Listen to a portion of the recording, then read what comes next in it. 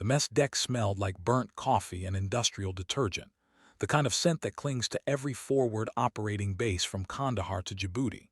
Four young soldiers sat around a battered metal table, their desert fatigue still dusty from morning drills, playing cards and talking too loud.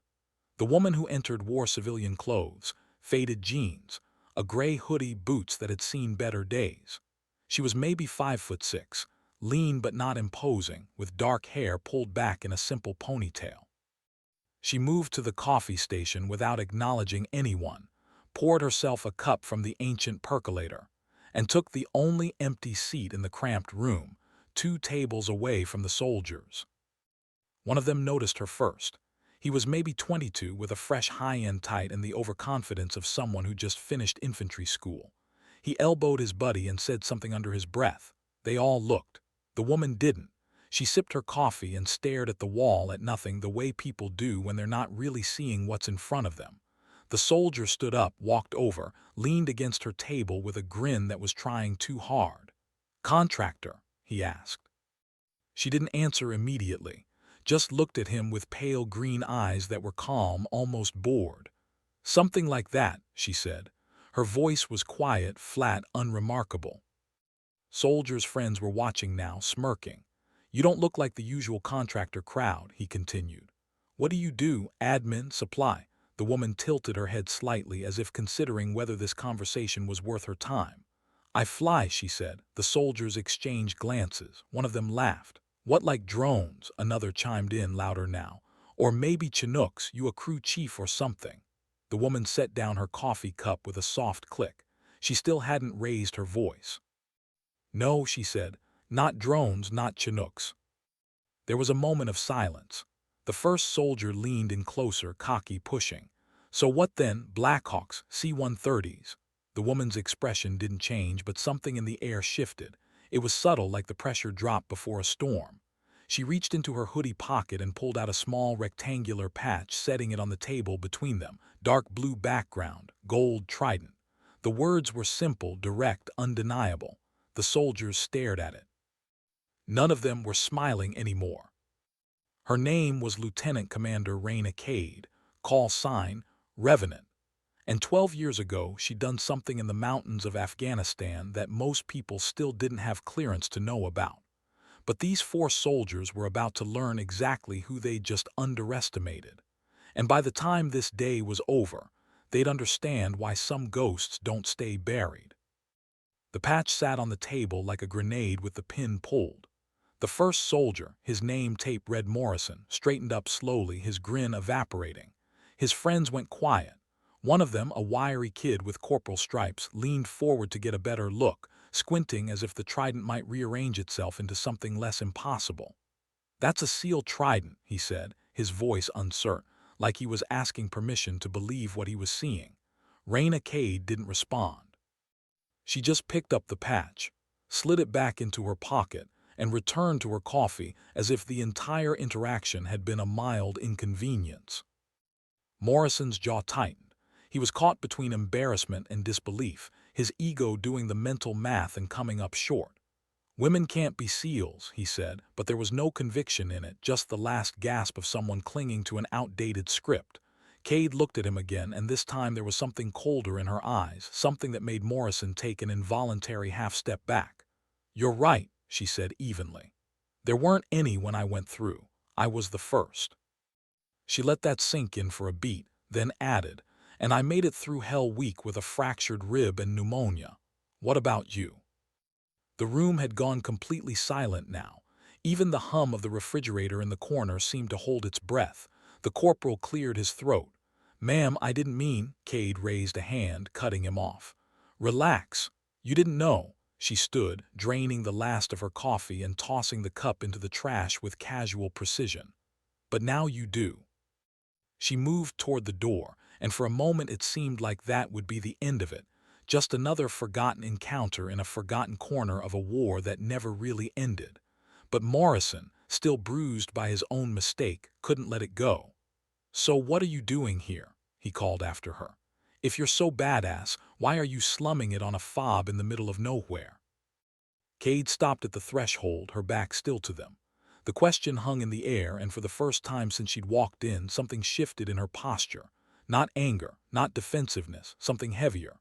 "I'm here," she said quietly, "because 3 weeks ago a SEAL team went dark during a reconnaissance op in the mountains near the Pakistan border. No contact, no transponder, nothing." She turned her head just enough that they could see her profile, the hard line of her jaw. "And I'm the only pilot crazy enough to fly into that airspace and bring them home." Morrison's face went pale.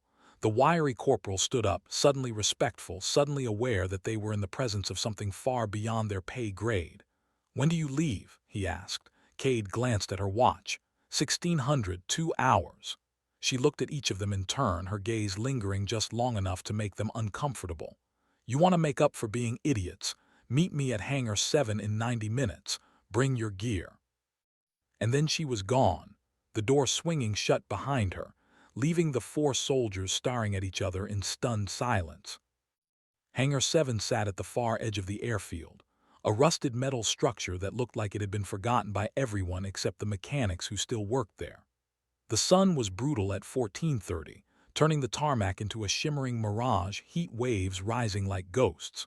Morrison and his three friends, Corporal Vance, Private First Class Deshaun Ellis, and Specialist Amy Ortega, stood near the entrance, sweating through their fatigues, uncertain why they'd actually shown up. None of them had been ordered to. None of them even knew what they were walking into. But something about Raina Cade's voice, that quiet certainty, had pulled them here like gravity. The hangar doors were open, and inside, bathed in shadow and streaked sunlight, was an aircraft that didn't belong. It was a V-22 Osprey, but not the standard troop transport version they'd all seen 100 times. This one had been modified extensively, reinforced hull plating, additional fuel pods, what looked like advanced ECM blisters along the fuselage, and a matte black paint scheme that swallowed light. Stenciled near the nose in faded gray letters was the word Revenant. Cade was underneath the starboard nacelle, running a pre-flight check with a grease-stained rag in one hand and a tablet in the other. She glanced up as they approached, unsurprised, as if she'd known all along they'd come. "You're early," she said.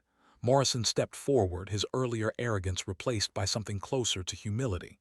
"Ma'am, we don't have orders to deploy. If we go with you," Cade cut him off with a look. "You're not deploying, you're loading gear. I need 3 crates of medical supplies, ammunition, and water moved from Supply Depot 2 to this bird in the next 40 minutes.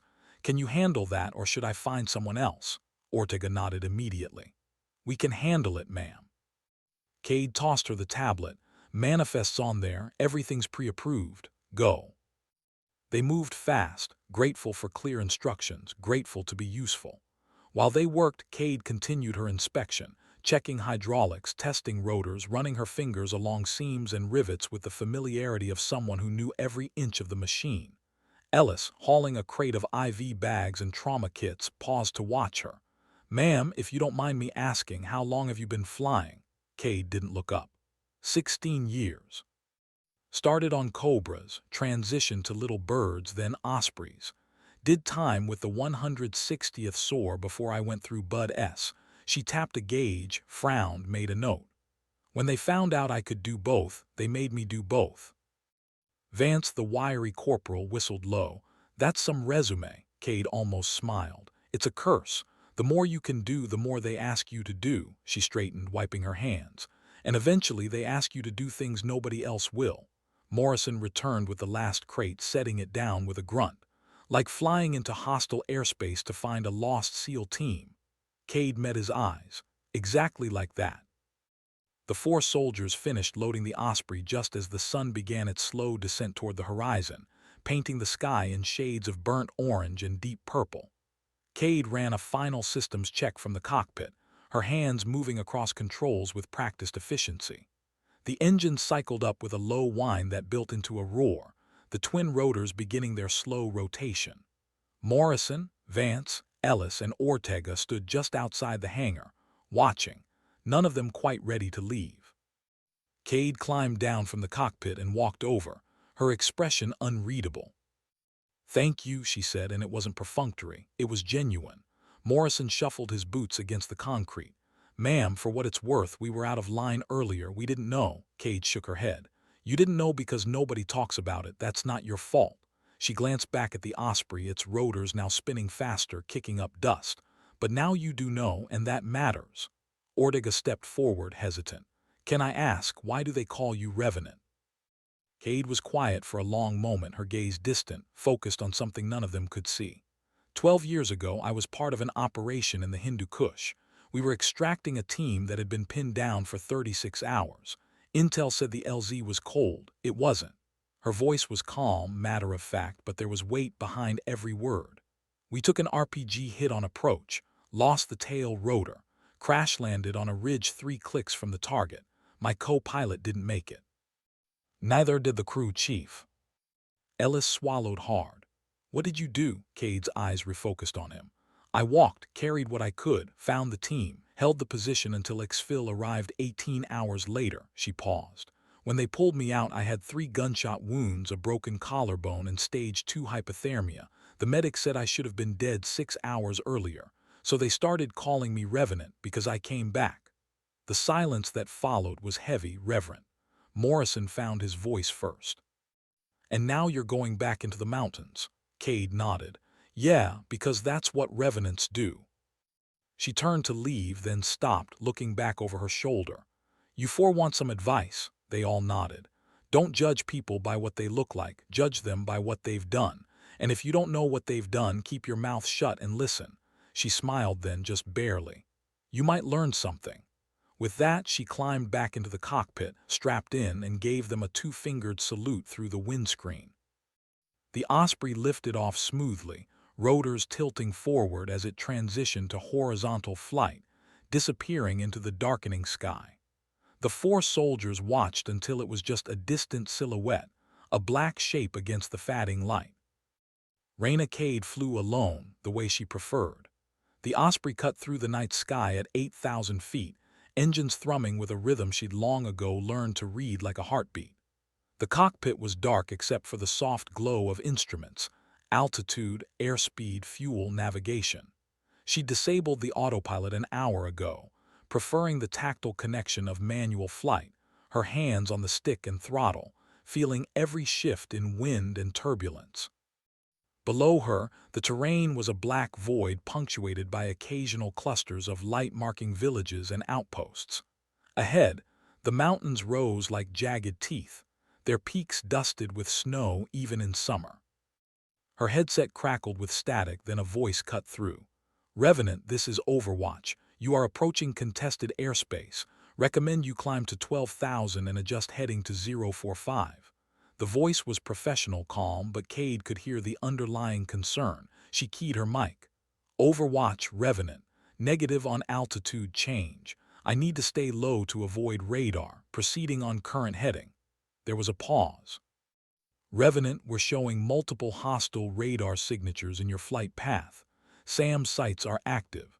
This is a high-risk corridor. Cade's jaw tightened.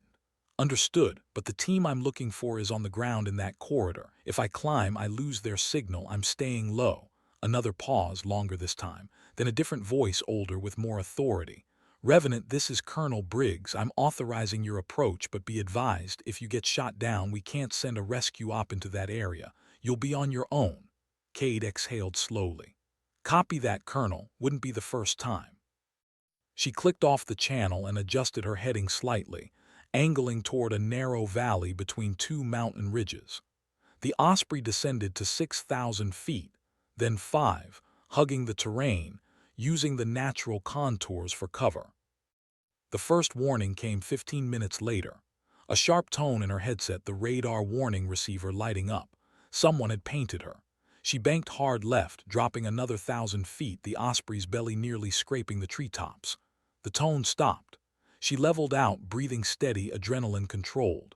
Her eyes flicked to the tactical display. There, a faint transponder signal, weak but present, emanating from a location 8 kilometers ahead.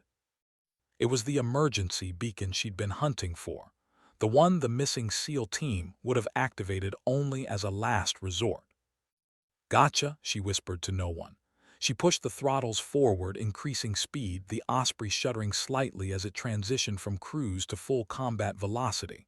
The mountains loomed closer now, dark and hostile, their slopes riddled with caves and hidden positions.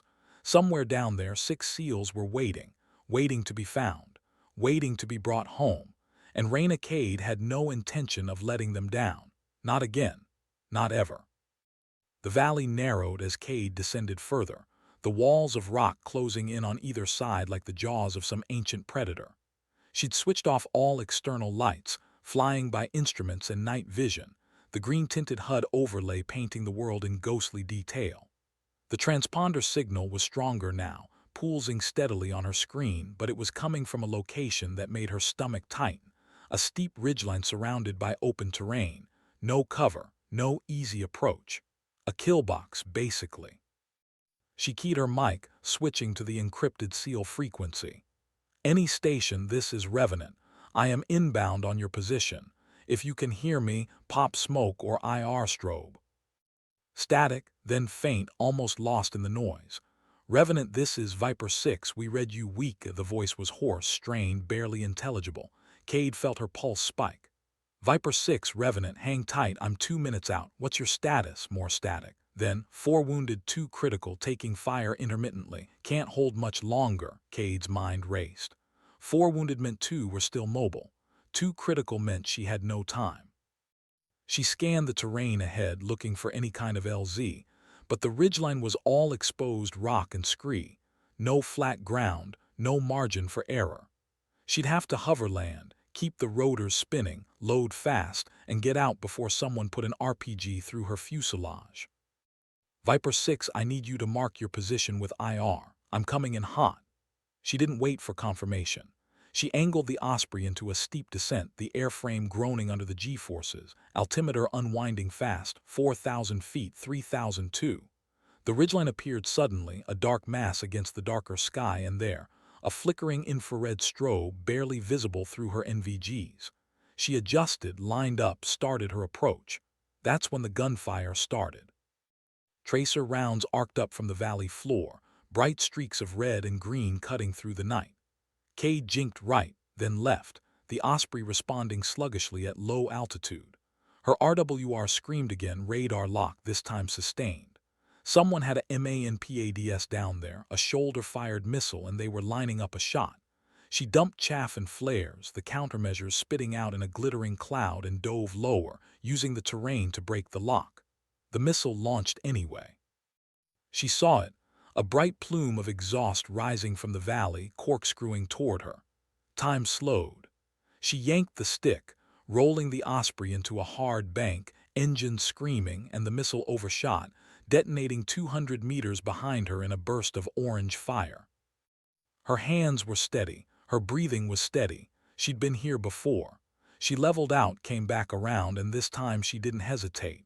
She put the Osprey into a hover directly over the ridgeline, rotors kicking up a storm of dust and debris, and keyed her mic. "Viper 6, I'm on station. Get your people aboard. Now." The rear ramp dropped with a hydraulic hiss, and Reyna Cade held the Osprey in a perfect hover 30 feet above the ridgeline, the aircraft shuddering against the downdraft. Through her rearview monitor, she could see shapes moving in the dust, 3 figures, maybe 4, dragging wounded toward the ramp.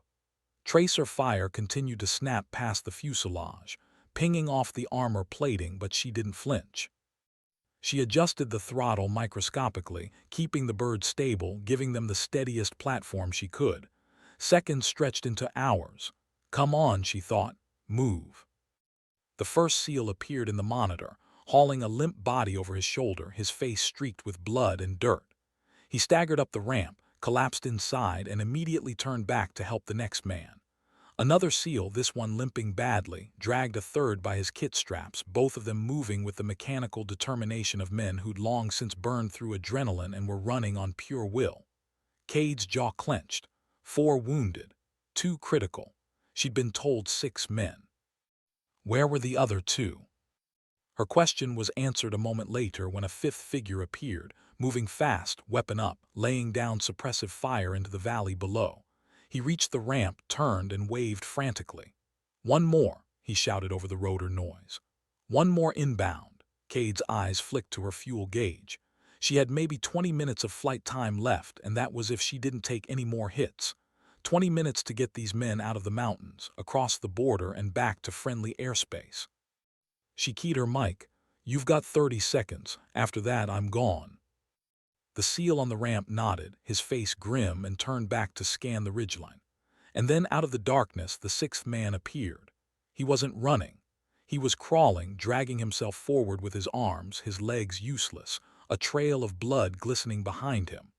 The fifth SEAL didn't hesitate. He jumped off the ramp, sprinted across the open ground, and hooked his arms under the wounded man's shoulders, hauling him back toward the Osprey with everything he had. Gunfire erupted again, closer now, bullets stitching a line across the rocks just inches from them. Cade felt the aircraft lurch as a round punched through the tail section. Warning lights flared on her console, hydraulics compromised, right nacelle pressure dropping. She had seconds, not minutes. "Get on board," she shouted into the mic, though she knew they couldn't hear her over the chaos. The two men reached the ramp, hands grabbed them, pulled them inside, and the ramp started closing even as the last SEAL's boots cleared the threshold. Cade didn't wait. She yanked the stick back, nosed the Osprey forward, and poured on the power. The aircraft lurched into the sky, engines howling, alarms blaring, and for a moment she thought they weren't going to make it. The ridgeline was too close, the weight too much, the damage too severe. But then they were clear, climbing fast, the valley dropping away beneath them. She banked hard left, heading for the border, and keyed the SEAL frequency. "Viper 6, all souls aboard, we're going home." The response was weak but clear. "Copy, Revenant, thanks for the ride." Cade allowed herself the briefest smile. "Anytime."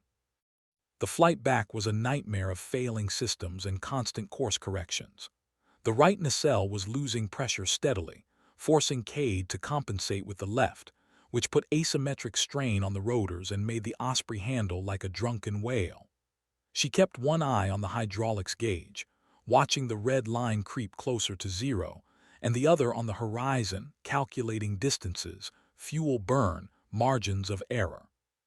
Behind her in the cargo bay, the SEALs were working frantically to stabilize their wounded. She could hear them over the internal comms, terse commands, the rip of medical tape, the hiss of pressure injectors. Too critical. She didn't ask for names. She didn't need to. "Revenant, this is Overwatch. We're tracking your position.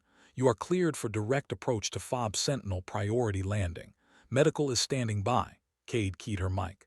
"Copy, Overwatch. Be advised, I have significant damage to hydraulics and right nacelle. I'm going to need a hot handoff to maintenance the moment I touch down." There was a brief pause. "Understood, Revenant. Emergency crews are en route to your LZ. ETA 15 minutes. 15 minutes. She could do that. Probably."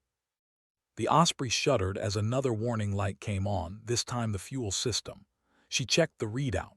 One of the rounds that had hit her tail had clipped a fuel line. She was losing gas fast, too fast. She recalculated. 12 minutes to the FOB at current speed and altitude.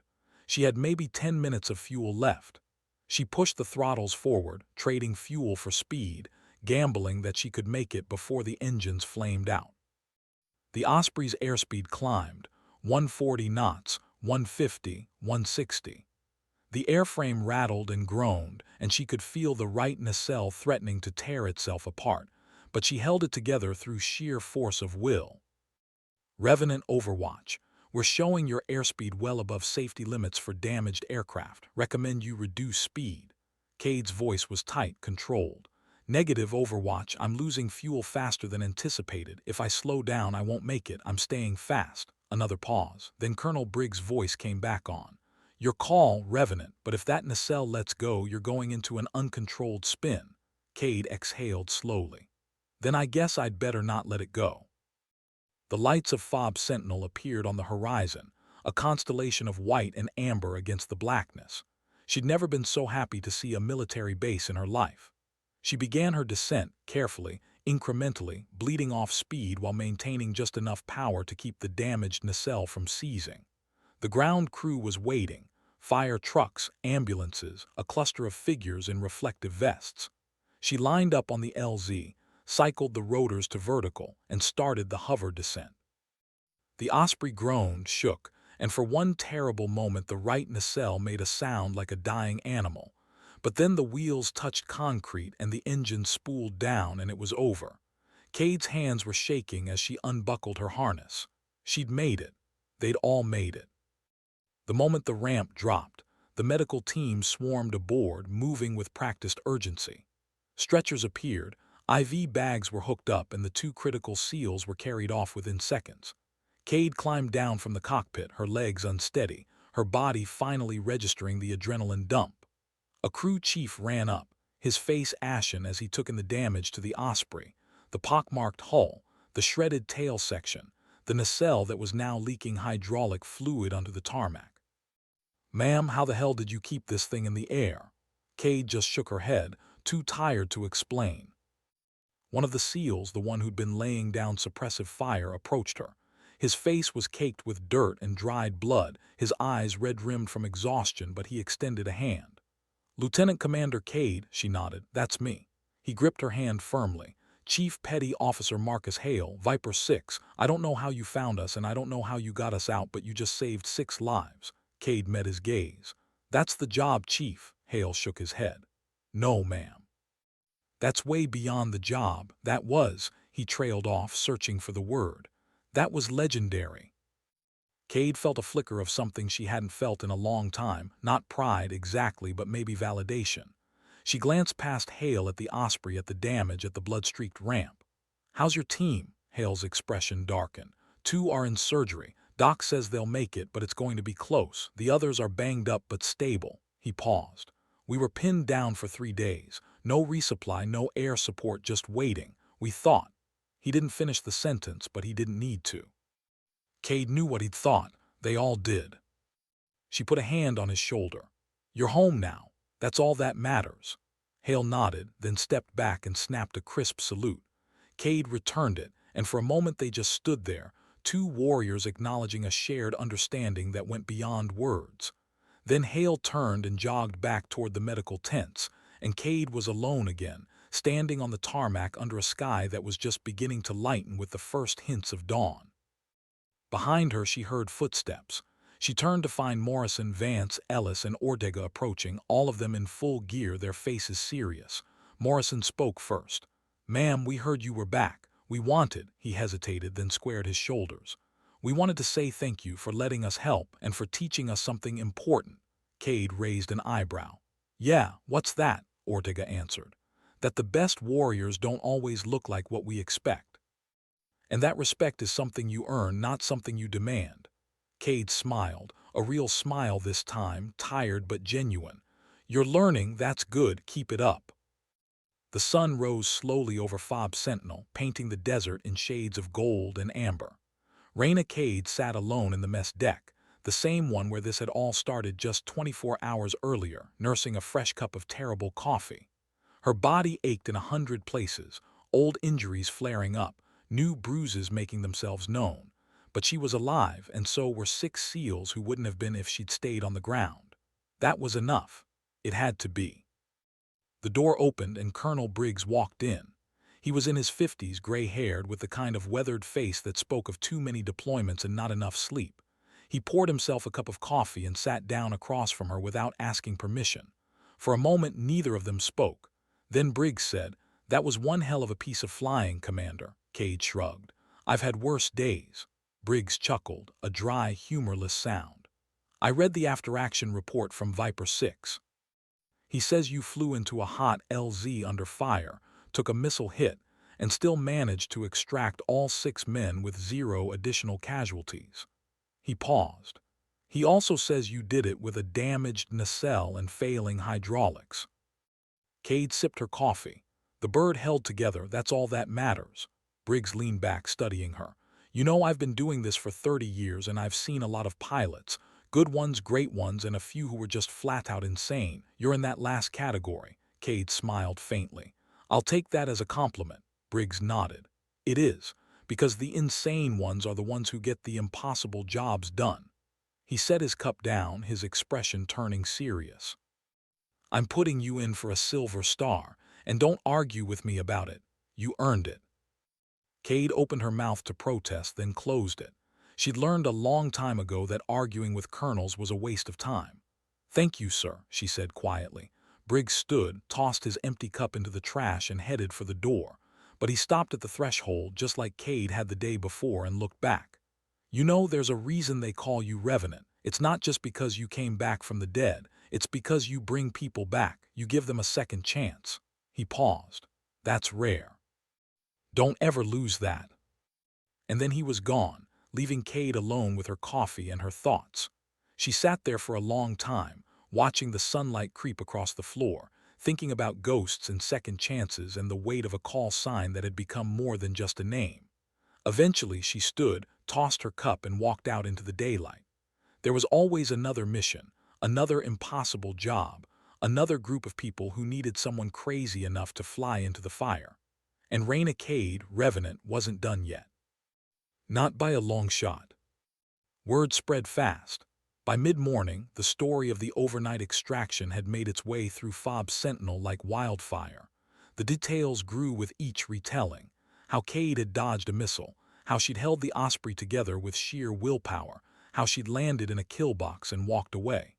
Soldiers who'd never met her suddenly knew her name. Mechanics whispered in awe as they inspected the shredded aircraft. Even the cooks in the mess hall were talking about it. Morrison, Vance, Ellis, and Ortega found themselves at the center of attention, fielding questions about their brief encounter with the legendary pilot. And to their credit, they told the truth, that they'd underestimated her, that they'd been wrong, and that she'd shown them what real competence looked like. But Cade herself was nowhere to be found. She disappeared after her conversation with Colonel Briggs, retreating to the small transient quarters assigned to visiting pilots. She needed silence, space, time to decompress. The adrenaline had fully worn off now, leaving her hollowed out and exhausted. She lay on the narrow cot, staring at the ceiling, and let herself feel the weight of what had happened. 6 men. She'd brought back 6 men. But she'd also seen the faces of the ones she hadn't brought back, the ones from that mission 12 years ago. They were always there, lurking in the corners of her mind, ghosts that refused to stay buried. A knock on the door pulled her back. She sat up, wiped her face, and called, "Come in." The door opened and Chief Hale stepped inside. He looked better than he had on the tarmac, cleaned up, bandaged, but still moving like every step hurt. "Ma'am, I hope I'm not interrupting." Cade shook her head. "You're not. What do you need, Chief?" Hale hesitated, then said, "I wanted to give you something." He reached into his pocket and pulled out a small pin, a sealed trident, worn and scratched but unmistakably real. "This was mine from my first deployment. I've carried it through 4 tours. It's seen more action than most people ever will." Cade looked at the pin, then at Hale. "I can't take that," Hale smiled. "You're not taking it, I'm giving it to you, because you're part of the team now, ma'am. You might not have gone through Bud S with us, but you bled with us. That makes you one of us." He pressed the pin into her hand, closing her fingers around it. "Keep it. Remember that you're not alone out there." Cade felt something tighten in her chest, something she hadn't allowed herself to feel in years. She nodded, unable to speak. Hale gave her a final nod, then turned and left, closing.